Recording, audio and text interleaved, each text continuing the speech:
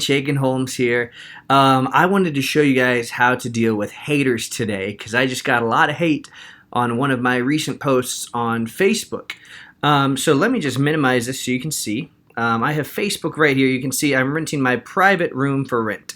And let me make this bigger in case you're watching this on mobile. Okay, so you can see I posted this in the Denver buy, sell, and swap group. And it's a private room in one of my properties for rent for $820 a month. We pay for your utilities, so it's $100. That brings the total to $920 a month, which some people really don't like. I went through the details here. Also ask about pet rent. People don't like pet rent because we charge a $250 fee and $60 a month, and that only moves the needle a little bit when you have to replace like 900 square feet of carpet as a homeowner. But anyway, we're talking about the hate. So let's see here. So here's the first one. Megan says, look, we're at 80 comments.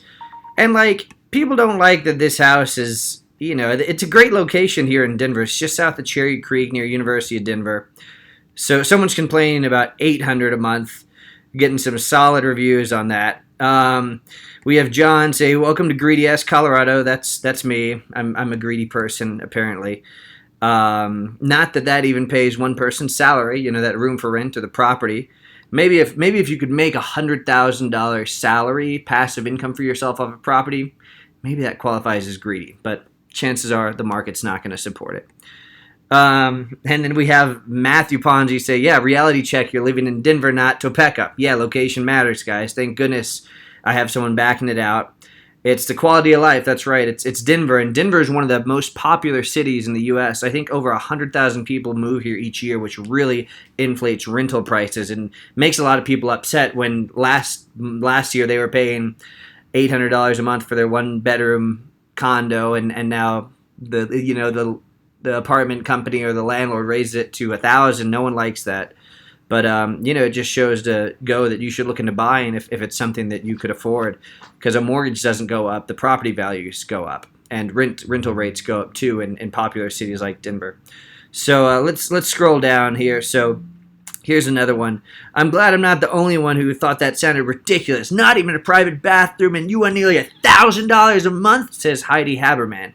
Yeah. I mean, it's not $1,000 a month. It's part of that goes towards your utilities. She got 9 responses. Wow, that's good. 8 likes. People really don't like a landlord. So I'm starting to get a little insecure about my post. Am I charging too much? Well, no. I'm in a buy, sell, and swap group. It's a group where people are buying things for low and selling them for high. So this is a group where I imagine other homeowners are that are trying to buy a house low and sell it high or rent it high. And then, look, so this is how to deal with the haters. So Jason Rogers here says, pet rent, you're going to make my dog work for the streets for his share. Michael says, dog better be a hustler. And then here's my first response. So I said, hey, guys, happy to take your feedback via DM if you're interested in this area. This house is in a great location. It's not outside of Denver County where you can find better prices, and I encourage you to go and find those better prices if you can't afford our room. The pet rent's obviously not profit. It goes towards things like replacing the carpet, refinishing doors when the dog scratches on the door. I'm not going to go and refinish it for free, and neither are my contractors. If your dog causes the damage, you should be prepared to pay for that. If the price is too high, we would consider lowering it. I told them if I'm priced too high, I'll lower it. But the fact of the matter is we have tours coming in from this post after I got 80 comments. A lot of people saw this, so thank you for all the feedback, you guys. And second, other people are actually paying more than this price in the same property that I have rented. Sometimes if people go with a shorter lease, they will have to pay more per month. And people tend to just focus at the per month, not if it includes utilities, not if it includes pet rent, not if it includes a shorter lease fee. So all things for you to consider if you're getting haters in the real estate space. Oh, this was a funny one. Look at this. This guy just posted this. And I like that. I mean, yeah, it's a landlord. I would love to make hundreds of thousands of dollars passive income from my real estate properties. Am I close to that? No, I'm not. Hundreds of thousands per month, not there. So not quite that much, but yeah, we're taking a little bit each month in passive income, and it's taken 8 years of owning real estate to get there. So let's see what else. My one-bedroom apartment in downtown Denver is $850. Price too high. Just saying, good luck. Okay, and then we have 11 replies. So this is, real estate, you can't really compare apples to apples. So if I had time, I'd go and talk to Audrey about, well, was it refinished? Does it have one bathroom, two bathrooms? Does it have a backyard? No, it's an apartment. It doesn't. That's a great price for $850. I can't beat that. Maybe she signed a 5-year lease and paid 3 months upfront rent, and that had value to the landlord, and he decreased his price. Maybe it's run down. Maybe it's a bad management company. Maybe not. I don't know. Not all the information is there, so I can't. I offered her, can I move in and pay her $50 a month for 12 months? Because I think that's a good deal. If people think I'm charging too much, they should go and find a deal like hers. Alicia here says, Matt, hit me up when your room drops to $600. I would, but I have 11 other tenants. None of them are paying $600. I know where the market's at. And I told her, come and tour it and be prepared to pay a deposit if you like it. And I would negotiate with you a little bit. You're not going to get it at $600. That's what I said here.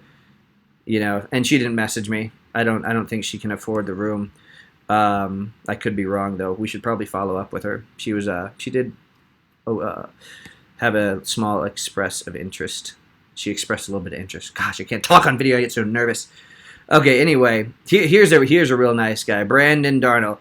My 2-bed 1.5 townhome in Denver is $1,100. You're out of your mind. Okay, yeah, because my house is the exact same thing. It's probably in the same location in Denver, right? It probably has the same crime rate. It's probably the same walking distance to a light rail station. It's probably the same vicinity to the University of Denver and Cherry Creek. And your price probably includes utilities and the pet rent that you have too. All those are assumptions. And then let's see. We've got some other people shaking my head for $800 a room. Yeah, I mean, these are great prices, you guys.